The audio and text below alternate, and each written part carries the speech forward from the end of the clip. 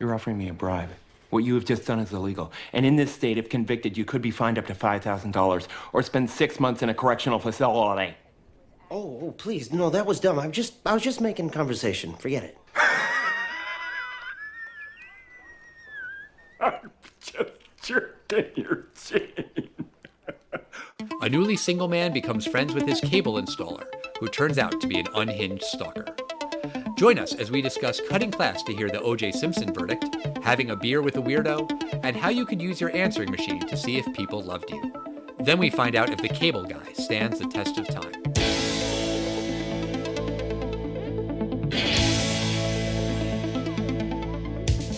Test of time, James and Alan have their say. Do the movies you love still hold up today? James says gladiator with a glutton. Alan says as a father, blah blah. It's the test of time, James and Alan have their say. Do the movies you love still hold up today? Test of time, James and Alan have their say. Do the movies you love still hold up today? Hello, everybody, and welcome to the Test of Time. My name is Alan Noah, and your name is, what is it again? My name is James Brief. You know this. We have done hundreds and hundreds of episodes, and I've known you for over 20 years. This is true, but I wanted you to say your name. I don't really know why. It just felt like you should say it today. How you doing? You got a cut on your arm? I saw a Band-Aid over there. It's a scratch. Don't worry about it, Al. I'll live. Okay, well, I do worry, okay? I worry. That's what podcast hosts do. We worry about our co-hosts. Do you know what they call Band-Aids in England? No, I don't. They call them plasters. Really? That's true, yeah. Do you know what they call diapers in England? Yes, nappies. Nappies, yeah. And you know what they call a stroller there? No. Pram. That one I know. I don't know why I know that. Well, if we have people from England that want to tell us other things that they call different, we already know about the elevator lift thing. But that would be not that interesting to discuss. But unless there's something really fun. Sure. In 1994, 1995, and when today's film, The Cable Guy, came out in 1996, June 14th, 1996, possibly the biggest star in America, maybe not the world, but certainly in America, and almost certainly to a 15, 16-year-old boy, that was me and you, the biggest person in the world was Jim Carrey. Sure. It is really hard to overestimate how much this guy exploded on the screen, because we watched on Sunday nights. What were we talking about? There were two shows that you talked about on Monday morning that you watched on Fox. Three shows. You watched The Simpsons, you watched Married with Children, and what was the other show that became really hip that everyone started talking about? In Living Color. Exactly. In Living Color, which was created by Keenan Ivory Wayans and starring a lot of the Wayans brothers, but also introduced us to David Alan Grier and Jamie Foxx, and probably most famously, Jim Carrey was the breakout star from that show. And Ace Ventura, Pet Detective, that came out of nowhere. Then he follows up Ace Ventura with The Mask and then Dumb and Dumber. And these films were just getting bigger and bigger and bigger. And then Jim Carrey, in his fourth film, he famously gets offered $20 million to do the Joker in Batman Forever. The Riddler. Oh, I'm sorry. The Riddler. And it was a bigger deal than Val Kilmer or Tommy Lee Jones. This was Jim Carrey. Almost the way that they billed the first Batman as Jack Nicholson as the Joker. And it was a real big deal. And this was a screeching halt on Jim Carrey's career. The Cable Guy was a big box office failure. And I have to say, one of the hugest problems with this film was the marketing of this film. I'm going to play a quick clip from the trailer here. Come back here so that I may bring thee! I'm here for you. Don't do that. You're going to get me killed. Oh, Billy. This is like yet another trailer of wacky Jim Carrey. And I will tell you, the theater at certain things that were played in this clip, they were hysterical. They could not wait for some more elastic face Jim Carrey. That part where he screams, "Oh, Billy!" The theater was erupted in laughter. Is it hysterical? Maybe, maybe not. That's up to you. But in 1996, that is exactly what we were looking for from Jim Carrey. That's kind of the character he would have played on In Living Color. And this is not that film. Yeah, in case you haven't seen this film in a while, or you've never seen it, this movie is about an ordinary guy named Steven, played by Matthew Broderick, and he proposes to his girlfriend Robin, and he's rejected. Then he moves into an apartment of his own. His cable installer, Chip, played by Jim Carrey, he becomes interested in being friends with Steven, and Chip quickly crosses several personal boundaries. Chip shows up at a basketball game with Steven and his friends. He tries to repair Steven's relationship with Robin. Chip tries to interfere with Steven's work and his family. And Steven, he's unable to convince anyone that Chip is an obsessed stalker until Chip kidnaps Robin. And will Steven be able to save her in time? Or will the cable guy win in the end? No, of course not. The film came out on June 14th, 1996. It had a $47 million budget. As I'd mentioned, Jim Carrey is now a $20 million man. And Matthew Broderick, fine actor, popular actor. I think he's probably demanding millions, a fair salary. He got $2 million for this movie. That's millions. Yeah, 1/10 of his co-star salary. And Jim Carrey's the guy on the poster, and Jim Carrey is the draw for this movie. But Matthew Broderick does play the protagonist, and he got 1/10 the salary. I would be shocked if Val Kilmer got as much as Jim Carrey did Batman Forever, with Batman being by far the star of Batman Forever. Sure. That kind of thing happens sometimes. I just, if that was me, that might have hurt my ego. This is the summer of Independence Day that's going to come out like 2-3 weeks after this. Right. And the reviews were not kind. The film opened, it didn't even make $20 million. It made $19 million. It was number one, but it was down from his previous openings. After the first week, then it dropped to number 4, then number 7. It was 10th place over July 4th weekend. Wow. This film was very quickly rejected by audiences. Nearly a $50 million budget, and it ended its run with $60 million. Wow.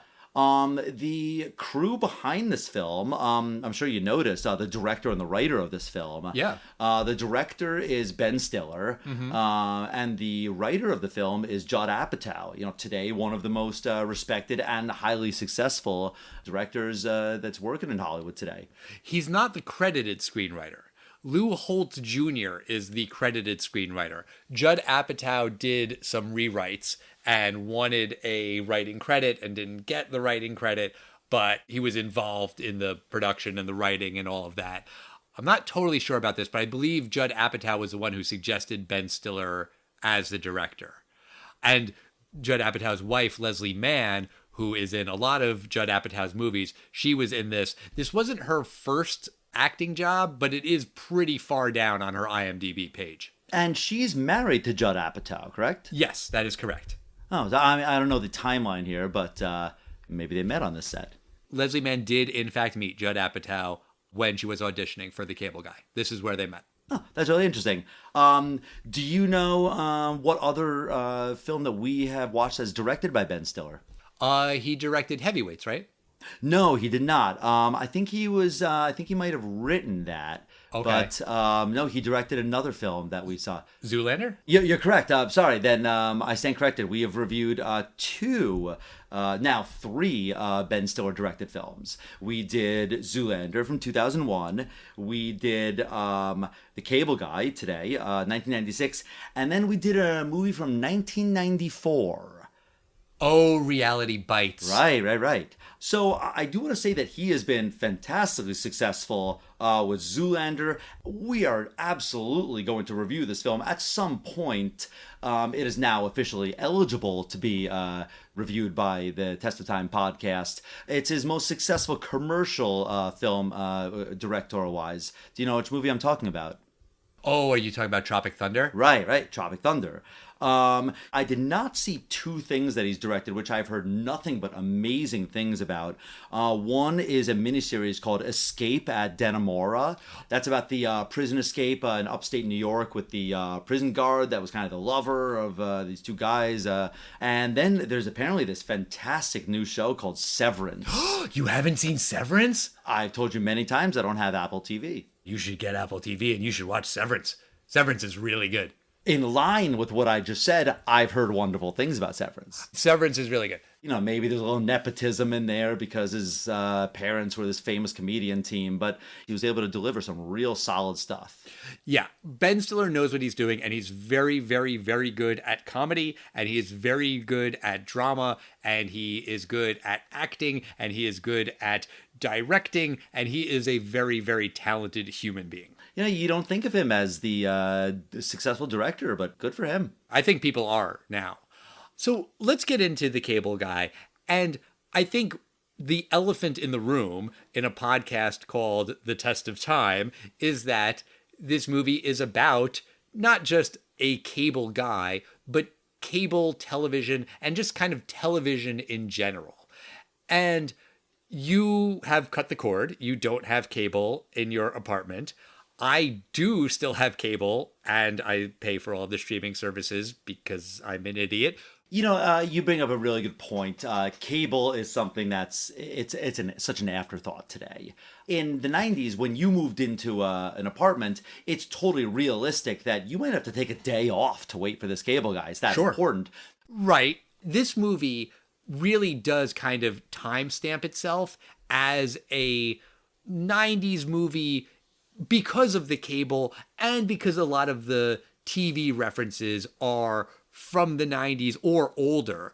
Like in the opening credits, there's a lot of clips of different TV shows. There's a lot of talk shows. And that makes sense for a movie that came out in 1996. Talk shows were huge in the mid-90s. They were everywhere. People were obsessed with Jerry Springer and Ricky Lake, Donahue, and Sally Jesse Raphael. Like there were a million talk shows. They were everywhere. And, you know, now talk shows, not really a thing. Speaking of Ben Stiller, he directed this movie. He also appears in this movie as a former child actor who's on trial for killing his brother. And that is very deliberately a reference to the O.J. Simpson trial, the Menendez trial, these big trial of the century trials that happened somewhat regularly in the 90s, and the entire country was following everything that was happening in this trial. How? Through TV. Yes, there were newspapers and stuff too, but it was really TV and what they were seeing on TV. So in that regard, this movie really does feel like a mid-90s movie. You know, there are landmark moments in everyone's life. If you're a boomer, every boomer remembers where he or she was when Kennedy was shot or the moon landing. For our generation, there really are two things. There's 9/11, and really everyone remembers where they were when the O.J. Simpson case was done. For you and I, it was high school in the middle of the day. I cut one class in all of high school, and I cut a gym class to watch the finale on one of these portable Sony Watchmen little televisions. Wait, to watch the O.J. Simpson verdict? Yeah, to watch the O.J. Simpson verdict. It had a little bunny ear antenna, and I was able to kind of like sneak it into school and just like snuck outside with someone, and we watched it together. Wow. Okay. Yeah, and so to really bring you back, like this makes sense. A cable guy. And this is no ordinary cable guy. This is a guy who, comes in and immediately befriends Matthew Broderick's character. He says cable, but what he really means is the information that cable wires bring you. What he refers to, a very cringy mid-90s term, the information superhighway. Yep. But he was saying things like, you're going to get to do your shopping at home, or play Mortal Kombat with a friend in Vietnam. And he is 100% correct. And you know what? He's 100% right to be excited about everything he's talking about. It's incredibly exciting, all the stuff that we can do today from the comfort of our home. And, he seems to be one of the only people that's thinking it's realistically going to happen really soon. I think that what Chip is saying in this movie is accurate, and it is kind of stunning, watching it today of like, oh, he was right. I don't know that it wasn't known. I think people knew that this stuff was coming. I remember I took a telecommunications or something like that class in college, and they were talking about all of this stuff, about how TV and phone and computer were going to merge and it would all be one thing. And that was, late 90s, early 2000s. So I think that people understood that this was coming. And I'm just saying that so it's not like that this movie was totally prophetic and imagined things that no one else could have imagined, because I think people were starting to imagine how this was going to go. But it is still cool seeing Jim Carrey be really excited and animated about this stuff that to him is futuristic, but it's coming soon. And then, yeah, it came soon. But let's talk about the obsession with Steven. He's basically a stalker, right? Like, that's what we would call it today. I don't know if they use that word then, probably. I'm not really sure.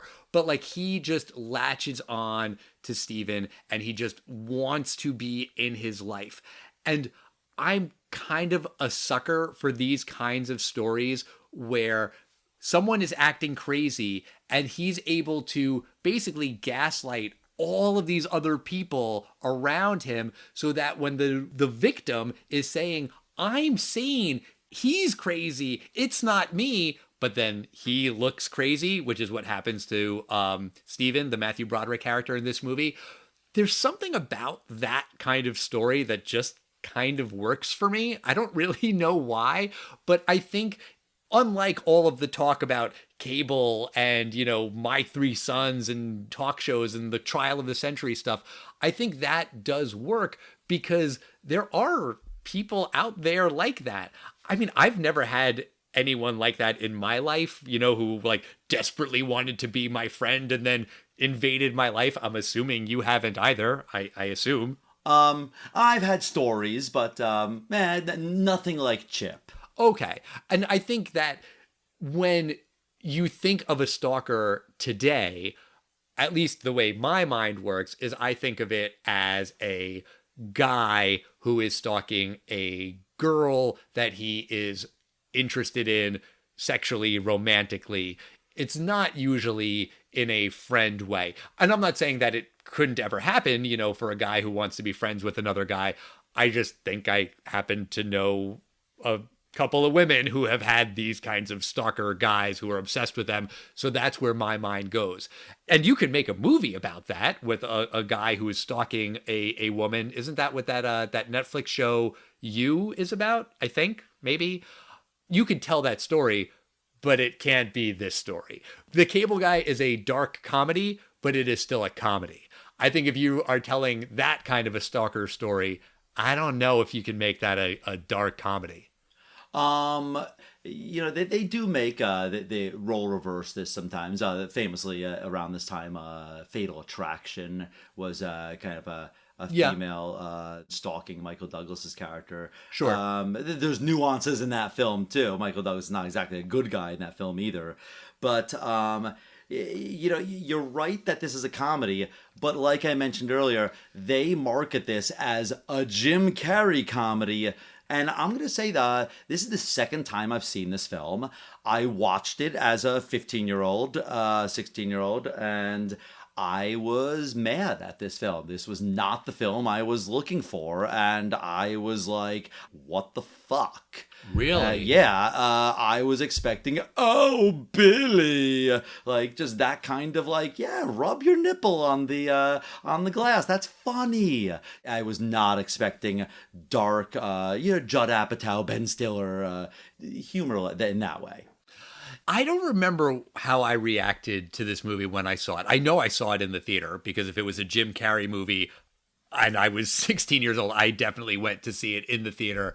But I think it is still fair to call this movie a dark comedy. I get it that it wasn't for 16-year-old James.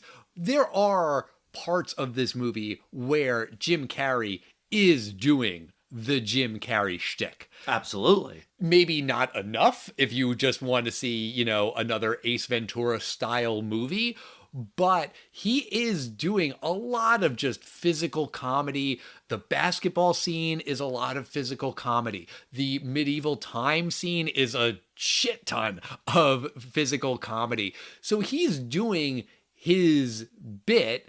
He's kind of doing the same kind of character he did in Ace Ventura and Dumb and Dumber and The Mask. The difference is, in those movies, everyone loved him. He's just a wacky, zany pet detective. We like him.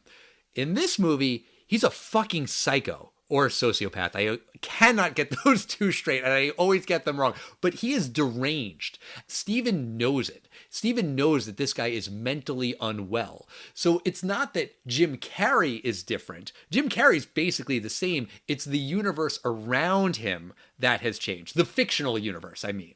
Oh, I mean, the ending of this film, he absolutely kills himself by sheer luck. He only fractures his vertebrae. He almost impales himself, and he must fall 5 stories, if not more. Yeah. And it is a dark ending as he's falling through the air. It's this, like, haunting and what a horrible life this man has felt. And he makes references to his mother never loved him. And he doesn't even have a name. The television raised him more than anyone else did. I mean, this guy, you feel so bad for him.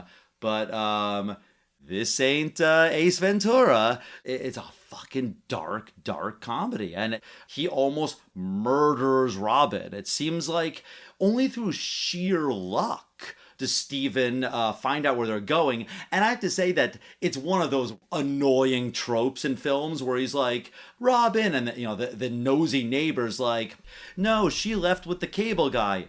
And I think they said something about they're gonna ride the information superhighway. Perfect reference to earlier in the film. It's almost like Matthew Broderick should break the fourth wall and go, thank you for that piece of information that you luckily heard and that I am getting conveyed right now. And luckily, he told me about the place to go for the information superhighway. It might have even made sense for Chip to leave a message for Steven saying, I'm taking Robin to the information superhighway, and then he'll figure out what it is. But no, Chip just goes to murder her. Does Maybe. he? When Steven confronts Chip, he's like, what's your plan here? And Chip is like, I don't really have a plan. And I believe Chip in that moment. I don't think he really has a plan, even though for most of the movie, Chip very much does have a plan. And everything he does is very, very calculated. He sets Steven up with the prostitute, and he says that he's just doing it as like a friendly, nice guy thing to do. Okay, but he also goes into the room and takes a Polaroid picture.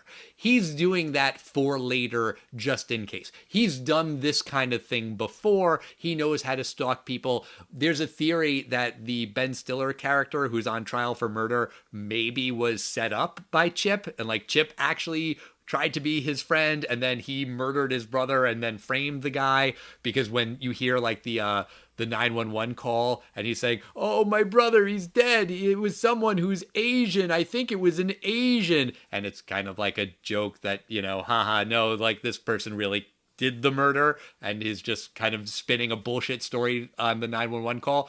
That's not Ben Stiller's voice. That's Jim Carrey's voice. So there's a conspiracy theory about that. But whatever. The point is that, yeah, it's deranged. And yeah, it is a dark ending. I feel like you're sort of making it to be like this super dark comedy. I feel like I've seen darker comedies than this. Like, is it that you thought it was so dark then, or you still think it's a super dark comedy now? No, I'm just saying that this was not marketed as a dark comedy. It was marketed as a Jim Carrey film. Right, but separate from the marketing, like the movie itself, do you think that this movie is like too dark? Too dark of a dark comedy? Anything like that? I mean, this is not It's Always Sunny in Philadelphia dark. I mean, Chip is a damaged person. I have sympathy for Chip. Right. You know, the people on It's Always Sunny are 5 horrible, horrible people with no redeeming qualities, pretty much.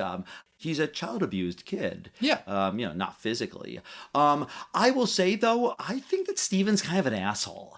I think he is unnecessarily rude. You did offer him $50 to hook up the cable, and yeah, he's a little aggressive, but he's like, yeah, we want to hang out. If something like this happened where a guy hooked me up with something, hey, you want to go for a beer? I'd be like, yeah, sure, let's go for a beer. Okay, you're a weirdo, whatever. Let's go for a fucking beer. Like, Steven's like, oh, yeah, oh, no. I actually thought he was unnecessarily rude. He doesn't realize that this is going to be a disaster, but, this guy has helped you. He's your weird friend that gave you the single best advice you were looking for. Your Jack Black character didn't help you get back together with Robin. It's the advice that Chip gave you. And it wasn't the, you know, I'm not talking about the Owen Wilson stuff. We'll talk about that in a moment. But no, he gave him great advice of like, let her have her space. Tell her you're fine. And I think he's kind of a jerk to him. It turns out he's right to be wary of him. But I still do think Steven could have been a little bit nicer. I think he's unnecessarily rude.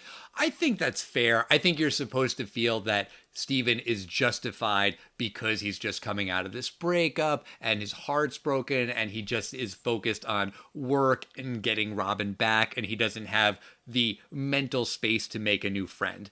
But I understand what you're saying. He could be a little nicer. The first indication that Steven has that Chip is more than just a little bit weird is when Chip leaves like 15 voicemail messages on his answering machine. It kind of made me think of Swingers, you know, and the Jon Favreau character. It's just calling and calling and calling and leaving all those messages on an answering machine, which as a test of time thing, you know, yeah, you could still do that and be creepy with text messages. I guess that's how you would do it. People don't leave that many voicemails. If anyone leaves you one voicemail, that's like kind of creepy now.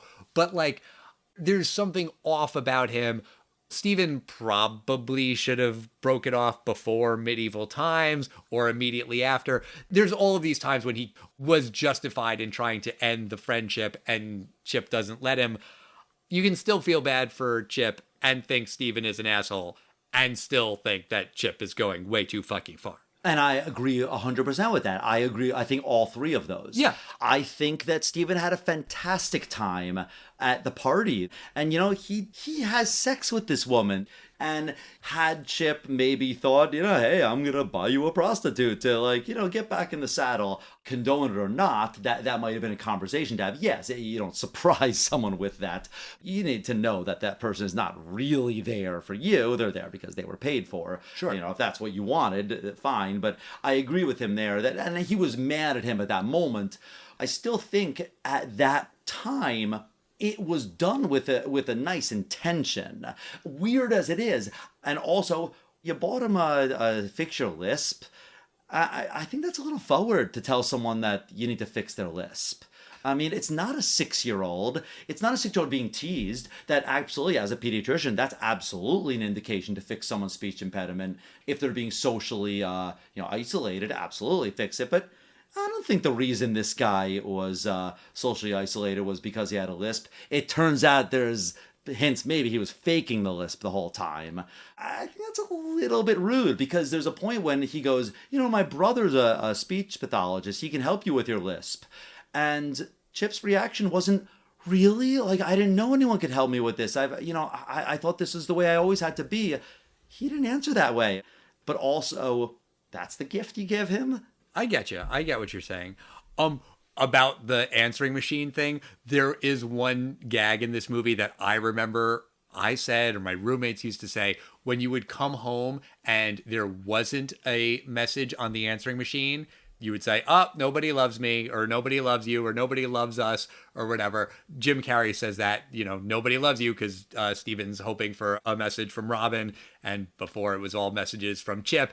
That just kind of made me laugh as like a 90s thing. Yeah, that is. But I've never been to medieval times. Have you? I have never been to medieval times. No. I think you and I should go to medieval times. I think that would actually be stupid fun. But it still exists. It's in Lyndhurst, New Jersey, I think. And I'll say that medieval times is a great setting for comedy. I don't think the scene was as funny as it could have been. Jeanine Garofalo, she has like 3 lines in the film. I thought she killed it in her 3 lines. That was one thing that I did remember about this movie. I remembered like kind of little bits and pieces, but I remembered her saying, there were no utensils in medieval times, so there are no utensils at medieval times. Can I get you a refill of your Pepsi? It's so deadpan and it's really, really fucking perfect. Also in this scene, you have Andy Dick as like the leader of medieval times, who's like, calling out the important details of the knights and stuff. Other very small roles in this movie, you have the Mr. Show guys, you have David Cross and Bob Odenkirk. Kyle Gass is in this movie from Tenacious D. He's just like a guy who wants to find out the verdict in the murder trial. Then the cable goes out because of Chip, and then he grabs a book. Doesn't have a single line. You could very easily miss these people. Speaking of missing, what a missed opportunity. You have one of the funniest men alive in this film. The character, I think, is 100% incorrect. Jack Black. His character is completely skeptical on Chip. It should be the opposite. This guy should also fall in love with Chip. I think one of the better scenes in the film is the scene with George Segal and Robin is there, and basically the whole family is, everyone's falling in love with Chip. I thought this scene should have been earlier in the film. I think when we should be a little confused about whether Chip's a good guy or not. We're convinced that Chip is a psycho at this point. He's gotten him arrested. He's gotten all this other stuff. The Jack Black character is immediately like, I don't like you, Chip. But we already have Steven that's that character. That's like, there's something weird about this guy. I understand what he's there for, because the Jack Black character is the one who eventually reveals what today would have been probably an internet search, but he's able to look up, I found out what was weird about all the names he's giving you. They're names from My 3 Sons, and you never find out what the guy's name is. I like that he's credited as the cable guy, because he says his name is Ricky Ricardo or Chip Evans, and these are all fake names from television. But yeah, I think it was a waste opportunity, because Jack Black is hysterical. And he doesn't do anything funny. That's true. That's a valid point. But I think you could say that about most of these people, like David Cross, Bob Odenkirk, Kyle Gass. They're all very funny, and they don't do anything funny in the movie. Owen Wilson, obviously they're friends. Yeah, I guess they know probably the same guys. Yeah, I think this is like the burgeoning New York comedy scene of the mid-90s. A lot of these guys know each other from the Ben Stiller show and stuff like that. Right. And the Owen Wilson scene, I don't like this scene. I mean, in a romantic comedy, when there's the foil, you're trying to get back together with the girl, but she's with a guy. I hate when this guy is such a jerk. At least let it be a challenge for her. She's got a good guy, but you're better. And I mean, the single worst thing you could do on a first date, or if you're out in public to demonstrate that you are a bad person, is to berate waitstaff. It's an easy thing to write in a screenplay that you're just a piece of shit, because Owen Wilson's like, all right, Chief, why don't you get this and get a move on it? I just thought it was a little bit too over the top. No, fair. Chip should get rid of this guy because Chip's insane. I actually would have preferred that Owen Wilson's kind of a good guy, and because he's like, you get the hell away from Robin. But I actually think, yeah, Robin, get the hell away from this creep. It's a little bit too on the nose that luckily the guy that is Matthew Broderick's competition is a piece of shit. Or a piece of shit's a little too much. He's a jerk. Right.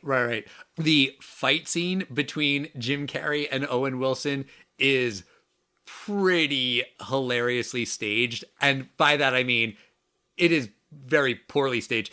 Owen Wilson is very clearly like going limp with his body and pretending to be in a headlock by Jim Carrey. Like, I'm not saying Owen Wilson's the strongest guy in the world and Jim Carrey's the weakest, but it looks like Owen Wilson could very easily take Jim Carrey in a fight. And just, you can tell when you're watching the movie that Owen Wilson is doing a very bad job at acting like someone who is getting beaten up. Like, he just doesn't know what to do with his body. And he's like, okay, I guess I'm in a headlock now.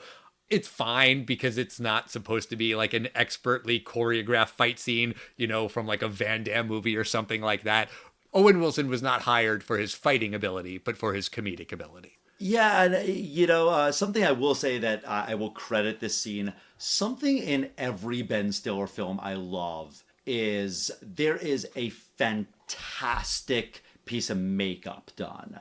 In Heavyweights, he has a little mustache, I think it's hysterical. In Dodgeball, the handlebar mustache, hysterical. Tropic Thunder, I mean, totally different conversation, but Robert Downey Jr., the whole point of his outfit, not only his, in blackface, but also when he's in his Australian albino, hysterical, but also Ben Stiller, you know, just these ridiculous muscles he has in that, hysterical. Tom Cruise, the makeup in that film, classic, hysterical. And I will say in The Cable Guy, the outfit that is chosen for the bathroom scene, I can't imagine that if you're trying to workshop this scene, someone didn't say, can we have a scene where Jim Carrey looks like a 1984 Freddie Mercury? That mustache is hysterical. I don't know what it is, but it's just the way he moves and the way he just... I think this scene is a 1996 Jim Carrey. This is exactly what we were looking for. I think after an hour of being in the theater and kind of being anxious, where the fuck is the movie that we saw in the trailer? This was a scene people were waiting for. I guess. I mean, this is after the scene where Jim Carrey's rolling on the floor singing Somebody to Love. He's doing his shtick throughout. Yeah, I remember the karaoke scene being Jim Carrey elastic, but I didn't think it was particularly funny. Gotcha. I do want to talk about the ending of the film. We touched on it earlier, but Chip kidnaps Robin. There's a big showdown on the satellite dish, and you feel bad for this guy, or I do at least. I think he really wants a friend. He desperately wants a friend. He wanted a mom or a dad, and he didn't have either. And he probably had no friends at all in high school. No one knows his name. He's been fired from every job. All of his friends are only his friend because, you know, these guys call themselves preferred customers, that they're getting something out of it. And he decides to kill himself. To Steven's credit, he goes, holy shit, man, I want you out of my life, but I don't want you, like, off the earth. Like, please don't kill yourself. And when Jim Carrey does, like, a backflip off of the satellite dish, Chip dives and straight out of, like, you know, GoldenEye off the satellite dish, which is referenced in this film, there's this, desperate attempt to save him. But whereas in GoldenEye, he lets go of him. In this film, Chip is like, no, I know my purpose. And my purpose, which is suddenly a weird twist in the film that I think is the lesson of, like, TV bad. And Chip decides, like, I'm going to take out all the television for everyone. And then he falls on the satellite dish just as this OJ verdict is being announced. Everyone's upset, like we all would have been if we couldn't hear the OJ announcement. But the thing is, I thought it was a little cheesy. There's a guy that's a little disappointed he can't find anything on the TV. So what does he do? He picks up a book. That's Kyle Gass. Yeah, I was like, all right. Because, today, what we have done, we just pick up our phone. Right. Well, and honestly, you wouldn't even be watching TV in the first place, probably. You'd probably just be refreshing your Twitter feed or, Google News or whatever. So, yes, I had that exact same thought when I watched it. Like, this does not stand the test of time. Yes, except I will say that if it was a murder trial verdict, I think people would be watching TV. Or maybe some kind of live video, but they wouldn't be waiting for Twitter. Now, Twitter would be 30 seconds behind what you're looking for. I Fair. still think today that, television is great for live events that you need to see. Fair. And even if that television is watching CNN.com on your laptop, I get what you mean. But since we've talked about the end of the movie, James, let me ask you, do you think that the cable guy stands the test of time? We've made a lot of references to things that don't stand the test of time. The cable repairman. That's a tired comedy bit for years, that the cable repairman would be there anywhere between 8 a.m. and next Tuesday. And to their credit, they're usually very spot on these days. I usually, if they say 8 to 9 a.m., they're there 8 to 9 a.m., usually closer to 8 a.m. for me. Medieval Times is still around. There were a lot of Paramount things in this film. They make a lot of Star Trek references. Jim Carrey does a really good William Shatner. Do you know what the name of the show that the Ben Stiller, O.J. Simpson guy was on, like his 80s kid show? I forget. It was called Brother Sweet Brother. Oh, no, I'm sorry. No. Brother Sweet Brother was the made-for-television movie starring Eric Roberts. Right. That's about the murder. And did you see what channel it was being broadcast on? This is very 1996. Oh, right. It's on UPN. UPN, United Paramount Network. They were really pushing that. I remember they would push that in certain Paramount things. This film, I'm going to say, first of all, it's better than I remembered it, because I really didn't like this film in 1996. I was upset that I had used an afternoon to see this film when I probably could have seen something better in 1996. This film has a lot going for it. I think maybe if they built up his craziness a little bit slower, I would have liked them to actually be really good friends in the beginning. And then it's like, hey, wait a second. Wait, you're a prostitute? You're making my whole family love you and I'm the crazy one? Maybe he is crazy, maybe he isn't. Maybe Steven's the wrong one. No, I think a little too early on, we're in on the no, Chip bad, Steven good. And I just don't think the film works as well as they wanted it to work. So for me, this film does not stand the test of time. It doesn't work for me in the way a dark comedy can work. What about you, the cable guy? What do you think, Al? I think a lot of the things that don't stand up are really television related. It's the references to these shows from the 60s and 70s and 80s and 90s that I just don't think are relevant anymore. When I watched this movie in 1996, I knew what My Three Sons was. I maybe had watched an episode or two on Nick at Night. I wasn't a fan of it, but I understood the reference. No, we didn't watch it. We were annoyed that Nick at Night was on. And then you'd happen to catch one. Sure. At one point, Steven says, I feel like Felix Unger. I understand that that's an Odd Couple reference. Oh, I didn't know who that was. Okay. And I didn't know Chip Evans. I didn't know any of that stuff. Chip Douglas. Chip Douglas. Ricky Ricardo, I recognize. That's the husband on I Love Lucy. Right. And, just the talk show stuff and the trial of the century, all of those things I think don't really age very well. And, the point about being raised by TV, I think that isn't really the thing now. I think if you're talking about an absentee parent who isn't around for their kid, it's not that they plop their kid down in front of the TV. Now it's they give their kid the phone, the iPad, a screen of some kind. At the end of the movie, when Chip says that he's going to kill the babysitter by jumping onto the satellite dish, he can do that by taking out one big satellite dish.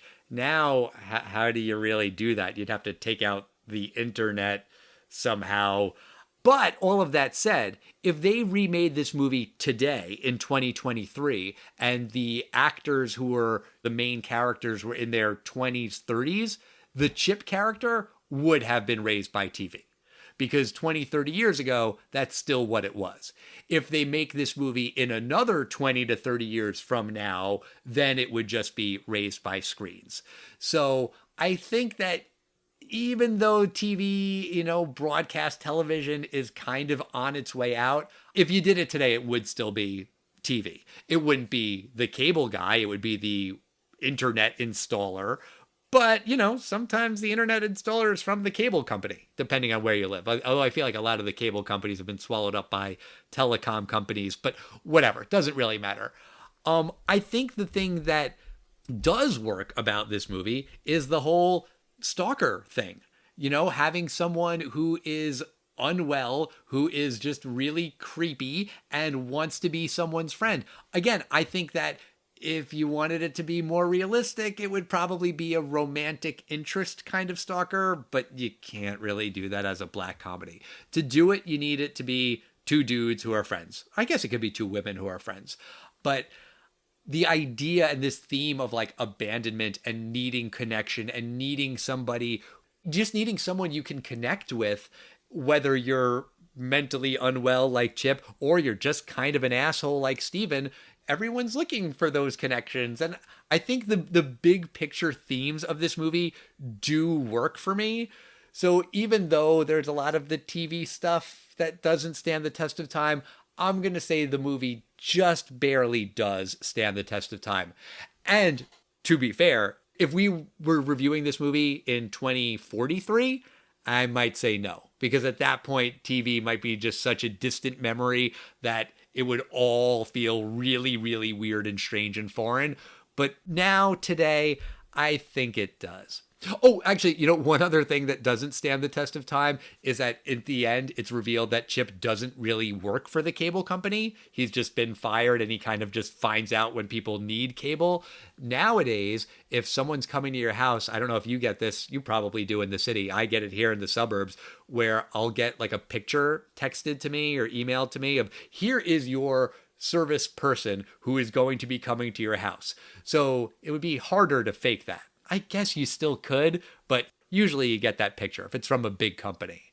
So that doesn't really stand the test of time. If you were going to make a movie like this today about a stalker, would it be a repair person of some kind? You think that's what you would go for? I think the simplest solution would just be the Wi-Fi guy. Free internet is a real cool thing that, a young 23-year-old might not be able to afford the $50 a month. Great, that's a really easy thing. Because he was trying to steal Wi-Fi from his neighbor, and then the neighbor cut him off, so he's got to get his own Wi-Fi now. Now the stalker guy hooks him up. All right, I'm gonna get you in on the free stuff, and hey, let's get a beer. Okay, and it goes downhill from there. Right. The extra layer with the cable guy is that he can hook up your cable and he can give you all of the movie channels for free. That's like the extra bonus. There's really not an equivalent of that with internet unless it's like going to give you free Netflix and Hulu and all of those things. But how would the Wi-Fi guy be able to do that unless he just has one huge password that he shares or something? I don't know. I guess you can make it work. Feels like that would be a little iffier. But yeah, the idea of like, ooh, you can get the dirty movie channels for free. Like, yeah, eye roll. No one needs that in 2023. But that's going to do it for us this week. Next week, we have a very special guest coming back to the show. Jason Torres is going to join us again. He's going to talk about Enemy of the State, starring Will Smith. And I'll tell you, in the mid-90s, I would go to see any Jim Carrey movie. I would also go to see any Will Smith movie. So I am excited to talk about Enemy of the State with Jason. In the meantime, we want to hear from you guys. What do you think about the cable guy? What do you think about cable guys in general? Have you ever been stalked by someone who really wanted to be your friend? Have you ever been to medieval times? You can tell us those answers on Facebook, Twitter, Instagram, or Threads. We love hearing from you. Also, give us a 5-star review on Apple Podcasts. Write something nice. We appreciate that. If you wouldn't mind, we would love it. I'll read it on a future episode. And we'll see you next time, everybody. Bye.